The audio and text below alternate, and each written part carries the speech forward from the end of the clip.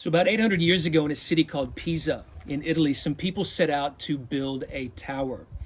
Unfortunately, their engineering knowledge was not really all that great, and gradually over time, this tower began to lean. The reason it was leaning was because the ground on one side of the tower was very soft, and the foundation that was laid to support this tall structure was only about 3 meters deep.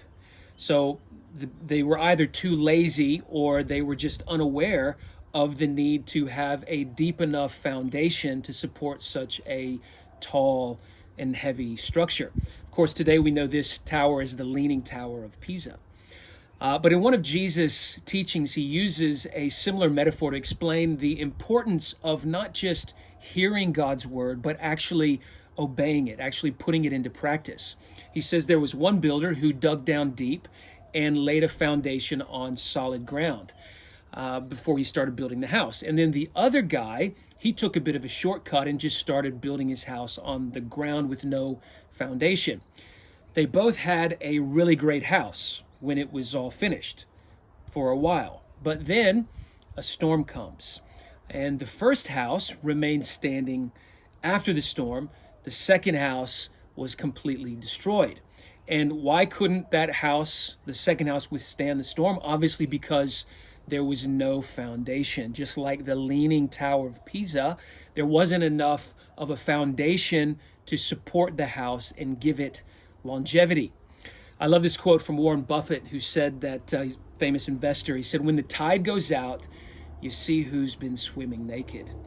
And in the same way, after we, in our own lives, go through a difficult situation, we can see whether or not we've truly built our life upon Jesus' teaching.